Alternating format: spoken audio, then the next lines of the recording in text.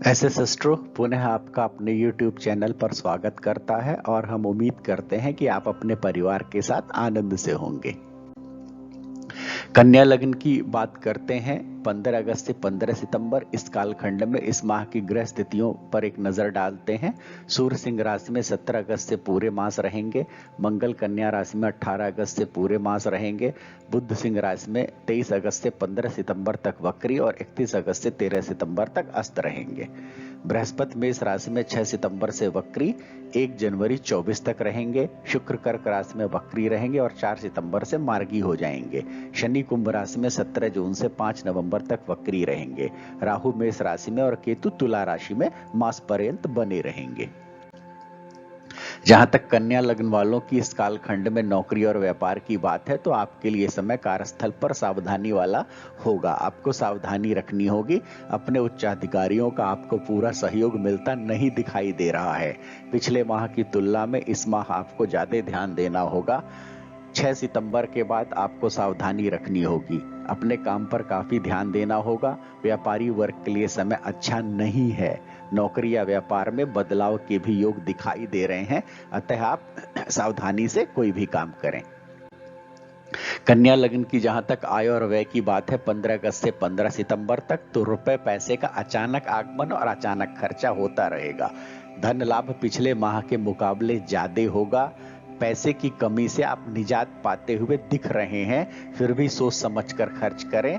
कुल मिलाकर मैं ये कह सकता हूं कि आय वैसे ज्यादा रहेगी तो थोड़ा पैसा बचेगा, जो आपने पिछले कुछ महीनों में दिक्कतें झेली हैं। घर परिवार के किसी सदस्य भाई बहनों पर भी आपको खर्च करना इस माह पड़ सकता है, फिर भी पैसे बचा के खर्च करें। जहां तक पति पत्नी और प्यार की बात है तो इनके लिए ये भी बहस भरा समय चल रहा है। ये समय पीछे से बहुत खराब था, धीरे धीरे सुधार हो रहा है और ये समय भी आपको ध्यान से ही बिताना होगा। समय अच्छा नहीं है। झगड़ा या अलगाव की संभावनाएं लगातार बनी हुई हैं और अभी भी स्थिति में उतना अपेक्षित सुधार नहीं दिख रहा है जितना होना चाहिए। लेकिन 2 माह पहले, 2.5 माह पहले या 3 माह पहले जो स्थितियां थी उसके मुकाबले में काफी ज्यादा समय ठीक है। दूरी हो सकती है, बीमारी भी जीवन साथी को संभव है, हालांकि धीरे धीरे समय में सुधार होता जाएगा। सेहत की जहां तक बात है तो 24 अगस्त से सेहत का ज्यादा ध्यान देना होगा। सादा भोजन करें, अचानक कोई समस्या आ सकती है। नशे से संबंधित वस्तुओं का सेवन आप बिल्कुल ना करें, आपको मुख संबंधी कोई समस्या उत्पन्न होती दिखाई दे रही है। मसूड़ों का पूरी तरह ध्यान रखें, पायरिया हो सकता है, मसूड़ों से ब्लड आ सकता है, ब्रश लग सकता है, कुछ भी हो सकता है। रीढ़ की हड्डी का खास ध्यान रखें और नाभि के नीचे का जो आपका पोर्शन है वहां से लेके जांघों तक, घुटनों तक कह लीजिए, तो उसके नीचे कोई ना कोई विकार संभव है, वहां कोई समस्या उभरती आपके लिए दिखाई दे रही है। बच्चे और परिवार की जहां तक बात है तो बच्चों के व्यवहार में थोड़ी बहुत उग्रता संभव दिखाई दे रही है। वो बाहर लड़ाई झगड़ा भी हल्का फुल्का कर सकते हैं। इस माह बच्चों का आपको विशेष ध्यान रखना होगा। ये समय भी आपका पीछे से चला आ रहा है। कार्य क्षेत्र में हालांकि बच्चे बहुत अच्छा करेंगे। अगर नौकरी कर रहे हैं, पढ़ाई कर रहे हैं, वहां कोई दिक्कत नहीं होगी। शिक्षा भी अच्छी दिखाई दे रही है।